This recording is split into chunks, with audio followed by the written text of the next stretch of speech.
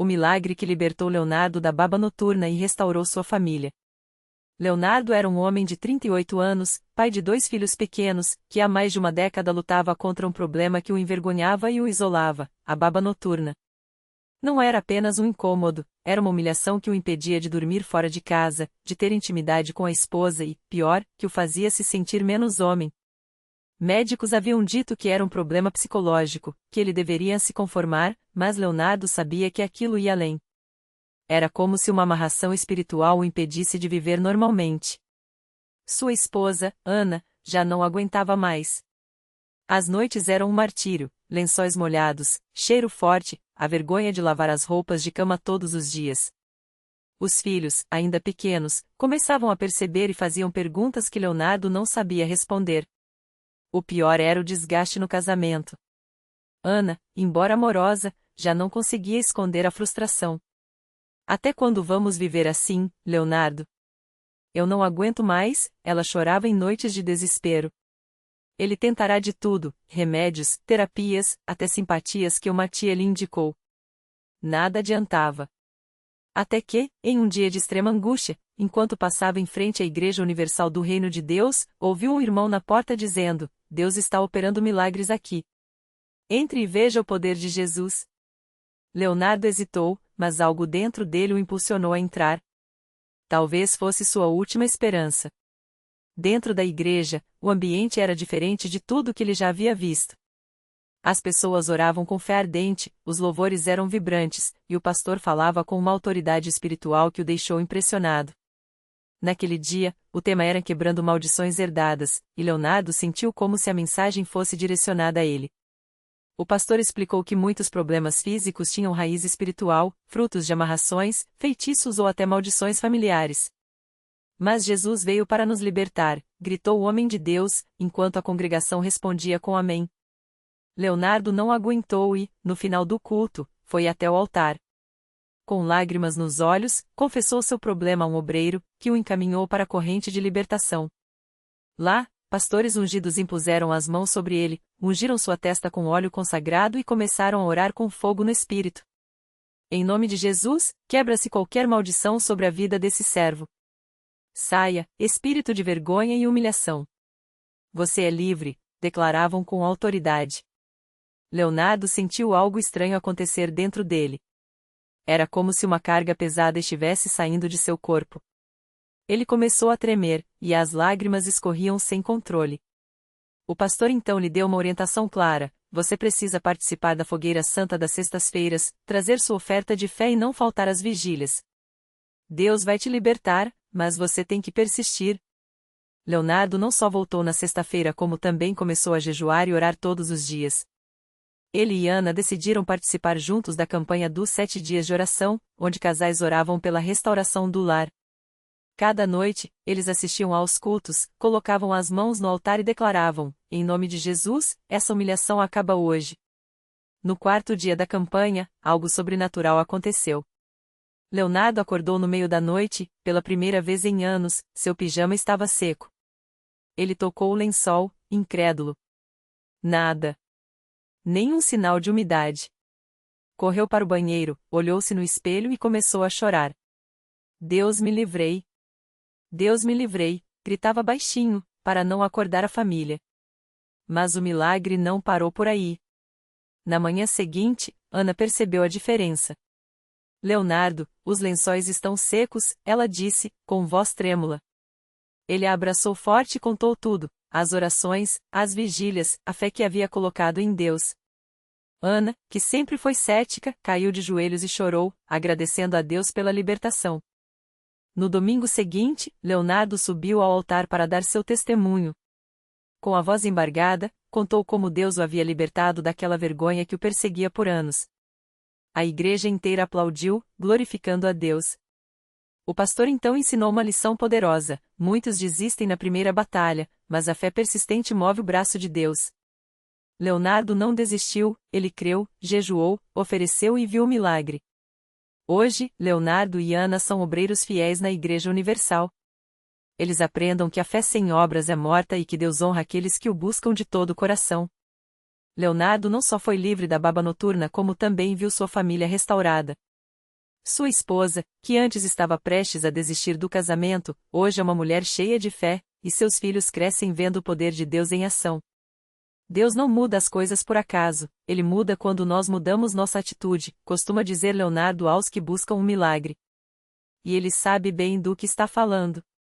Porque quando o homem faz a sua parte, Deus faz a dele e não há problema, por mais antigo ou vergonhoso que seja, que resista ao poder da oração ungida e da fé inquebrantável.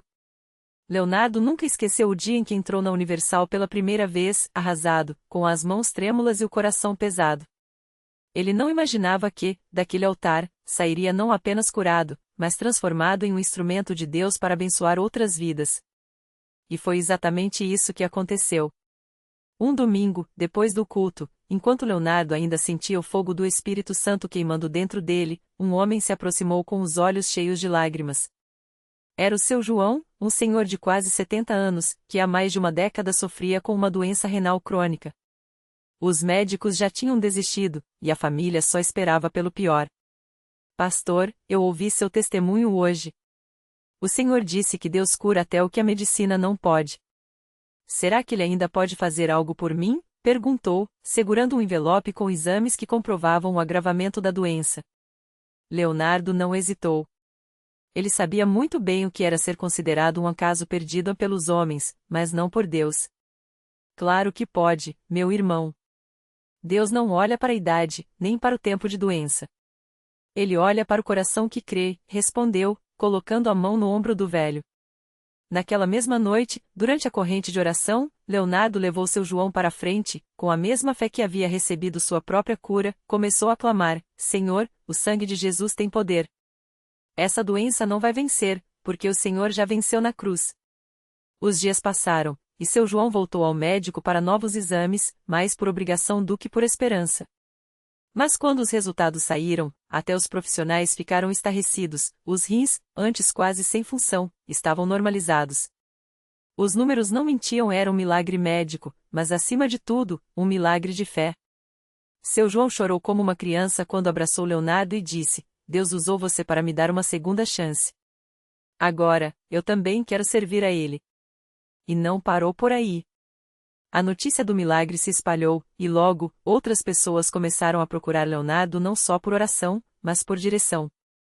Uma jovem chamada Marisa, que há anos lutava contra uma depressão profunda, chegou à igreja arrastada pela mãe, sem forças nem para levantar a cabeça. Eu já tentei de tudo, pastor. Remédios, terapeutas. Nada adianta. Às vezes, eu só quero sumir, confessou, com a voz quebrada. Leonardo se lembrou de como também já tinha se sentido assim sozinho, sem saída. Mas agora, ele tinha uma resposta. Marisa, o inimigo quer te convencer que você não tem jeito. Mas Jesus disse que veio para dar vida, e vida em abundância. Você vai sair daqui hoje com uma nova história, declarou, enquanto impunha as mãos sobre ela em oração. Naquele momento, Marisa sentiu algo que não sentia há anos: paz. Uma paz tão profunda que as lágrimas secaram, e uma força desconhecida encheu seu peito. Eu sinto que algo mudou dentro de mim, ela murmurou, surpresa. Nos dias seguintes, Marisa voltou à igreja, e depois de algumas semanas, ela mesma subiu ao altar para dar seu testemunho: eu não tomo mais remédios. As vozes de desânimo sumiram. Deus me deu um propósito. Hoje, ela faz parte do grupo de louvor, e sua vida é um cântico de gratidão. Leonardo olha para trás e vê uma fileira de vidas transformadas, pessoas que, como ele, chegaram quebradas, mas saíram restauradas. Ele aprendeu que o milagre não é só para quem recebe, mas para quem se dispõe a ser um canal. Deus não nos cura só para nos abençoar, mas para que a gente seja bênção para outros, costuma dizer, com os olhos brilhando. E assim, a cada culto, a cada oração, a cada vida que se rende aos pés de Jesus, a história de Leonardo se multiplica. Porque na Igreja Universal, não há limites para o que Deus pode fazer quando alguém decide crer de verdade. O que era vergonha virou testemunho. O que era derrota virou vitória. E o que era fim virou apenas o começo de uma jornada de fé que não tem fim. A vida de Leonardo hoje é como um rio que transborda. Ele não só continua firme na igreja, mas agora é um dos que estendem a mão para quem chega com o coração partido. Sempre que pode, ele fica na porta do templo, observando os rostos, reconhecendo naquela dor o próprio passado. Eu já estive aí, ele pensa, enquanto se aproxima com um sorriso sincero. Deus tem algo melhor para você. Foi assim com a Dona Maria, uma senhora de cabelos brancos que entrou arrastando os pés, com uma carta de despejo amassada no bolso. Ela tinha perdido o marido, a saúde e agora a casa. Não tenho mais para onde ir, confessou entre lágrimas, enquanto Leonardo a levava até um banco na frente do altar. Mas Deus tem, ele respondeu, colocando a mão no ombro dela. Naquele dia, durante a corrente de oração, o pastor fez uma palavra específica: alguém aqui vai receber uma casa. Dona Maria levantou a mão trêmula, e em menos de uma semana, uma irmã da igreja, que era corretora, ligou oferecendo um kitnet mobiliado, sem aluguel, em troca de ela cuidar do jardim do prédio. É pouco, mas é meu milagre, ela chorou no culto seguinte, abraçada em Leonardo. E tem o caso do Júnior, um jovem viciado em drogas que chegou ao templo mais por desespero do que por fé. Leonardo o viu tremendo nos fundos, sujo, com olheiras fundas.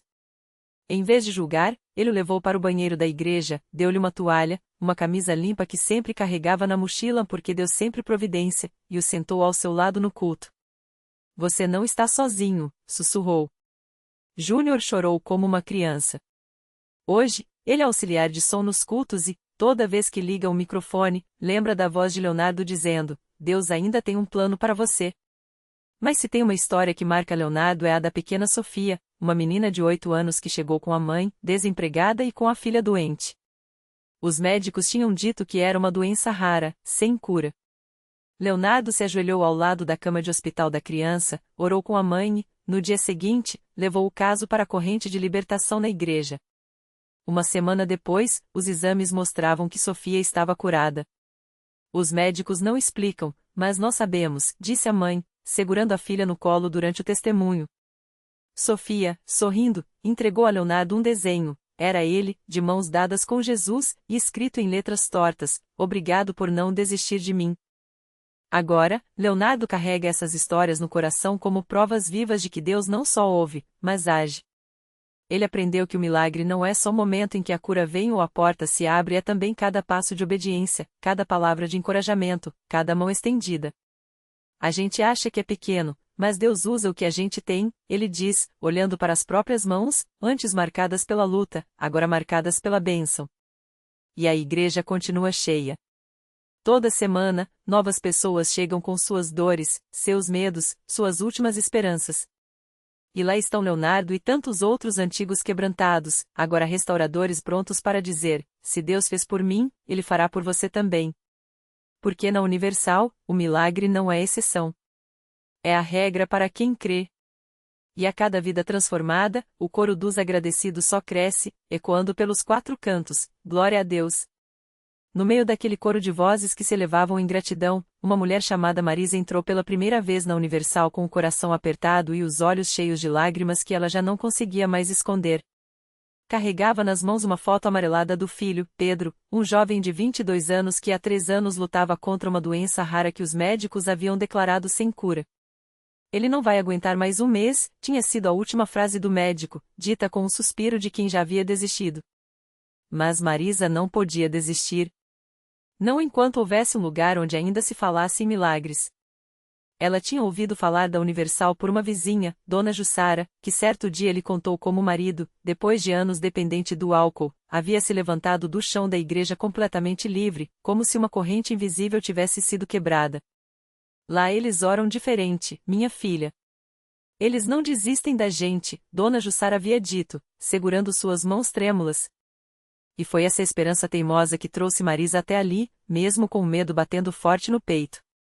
Ao entrar, o que mais a impressionou não foram as paredes ou os bancos, mas os olhares. Gente comum, como ela, com marcas de batalha nos rostos, mas com um brilho nos olhos que falava de algo maior. Leonardo, o mesmo homem que antes mal conseguia se levantar da cama, foi quem a abordou primeiro. Primeira vez aqui, irmã? Ele não esperou resposta. Eu também cheguei assim, achando que estava no fim. Mas Deus não está no fim. Ele está no começo de tudo. E apontou para o altar. Vem. Sua luta acaba hoje. Marisa não sabia orar como aqueles irmãos, com tanta fé e tanta autoridade. Sua voz saía fraca, quebrada, enquanto o pastor impunha as mãos sobre a foto de Pedro e declarava: em nome de Jesus, essa doença sai agora.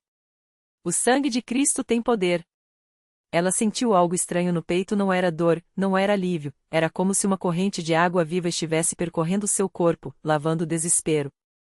Quando abriu os olhos, viu que não era a única chorando. Ao seu lado, uma senhora abanava o rosto com um lenço, sussurrando: é verdade, minha filha.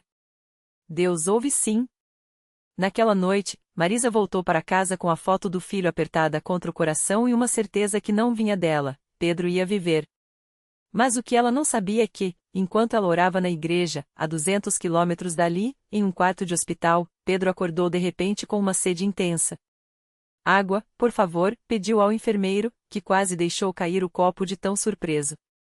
Era a primeira vez em semanas que o rapaz falava sem gemer de dor. E quando os exames da manhã seguinte chegaram, os médicos se entreolharam incrédulos, os níveis que antes estavam nas alturas haviam normalizado. Isso não faz sentido, murmurou um deles. Mas Pedro sorriu fraco, porém firme: faz sim. Minha mãe orou por mim. Uma semana depois, Marisa voltou à Universal, mas dessa vez não sozinha. Ao seu lado, apoiado nela, estava Pedro pálido, ainda fraco, mas vivo. E quando subiram ao altar para dar o testemunho, a igreja inteira explodiu em glórias. Eles disseram que ele ia morrer, Marisa gritava entre lágrimas, enquanto Pedro, com voz trêmula, repetia: mas Deus disse que eu ia viver. O pastor abraçou os dois e olhou para a congregação: isso aqui não é sorte.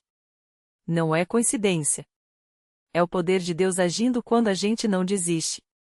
E assim, como Leonardo antes deles, Marisa e Pedro se tornaram mais dois na longa fila dos que foram buscados no fundo do poço. Agora, toda quarta-feira, eles estão lá, ela com seu sorriso de quem já viu o impossível, ele com a força de quem foi tirado das garras da morte. Porque na Universal, as histórias não terminam com era uma vez. Elas começam com eu estava perdido, mas Deus. E terminam com vidas que, como a de Pedro, voltam a respirar. E a cada testemunho, a fé de alguém que chegou desanimado se acende. Porque se Deus fez por eles, por que não faria por mim? Por que não faria por você? A pergunta ecoa no ar, e a resposta vem no próximo milagre que já está a caminho. Naquela mesma noite, enquanto Marisa e Pedro ainda compartilhavam seu testemunho com lágrimas nos olhos, uma mulher chamada Ana sentou-se nos últimos bancos da igreja, com as mãos trêmulas e o coração apertado. Ela tinha chegado ali arrastada pela irmã, depois de meses se recusando a sair de casa. A depressão a havia engolido como uma onda escura, e os remédios já não faziam efeito. Deus não se importa comigo, ela repetia para si mesma, enquanto olhava para o chão. Mas quando ouviu Pedro dizer: eu estava perdido, mas Deus, algo dentro dela estremeceu. Não era só as palavras, era a voz firme daquele homem que, semanas antes, estava à beira da morte e agora falava com uma luz nos olhos que Ana não via há anos. Se Deus fez por ele, por que não por mim? A pergunta queimou em seu peito, e pela primeira vez em meses, ela levantou os olhos. O pastor, como se tivesse ouvido seu pensamento, olhou diretamente para ela e disse: tem alguém aqui que acha que seu caso é sem solução. Mas hoje, Deus está dizendo: eu vou te tirar desse lugar. Ana sentiu um calafrio. Era como se aquelas palavras fossem só para ela. A irmã, ao seu lado, segurou sua mão e sussurrou: é para você, Ana. Deus está falando com você. Ela não resistiu. Quando o pastor chamou os que precisavam de um milagre para virem à frente, Ana se levantou com pernas bambas, mas determinada. Não sabia o que esperar, só sabia que não podia sair dali do mesmo jeito que entrou.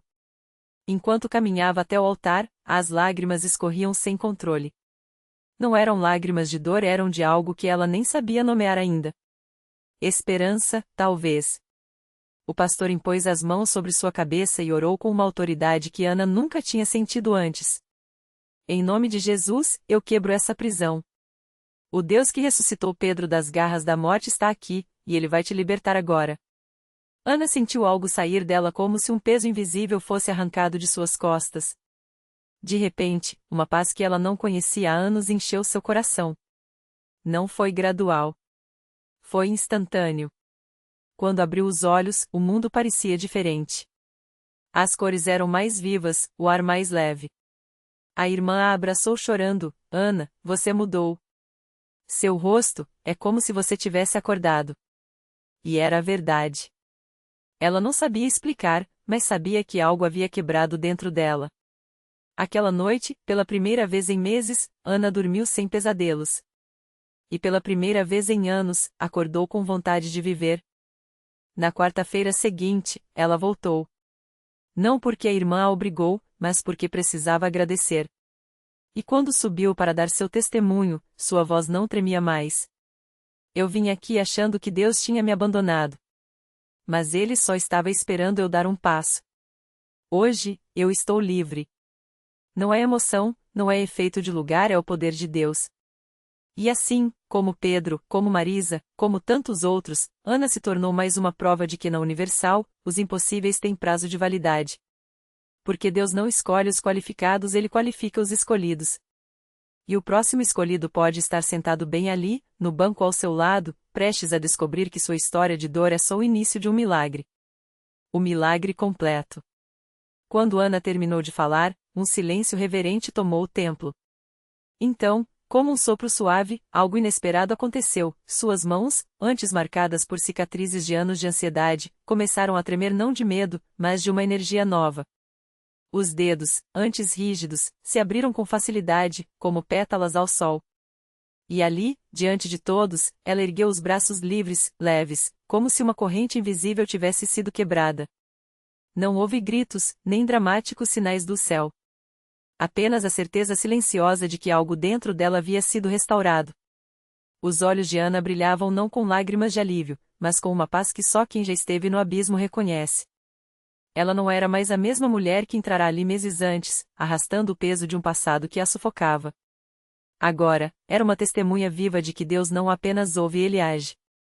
A reflexão que ficou. A história de Ana não era sobre um final feliz, mas sobre um recomeço. Porque milagres não são apenas curas instantâneas ou soluções mágicas, muitas vezes, são a coragem de dar o primeiro passo quando tudo parece perdido. Deus não a tirara da tempestade e Ele a ensinara a dançar na chuva.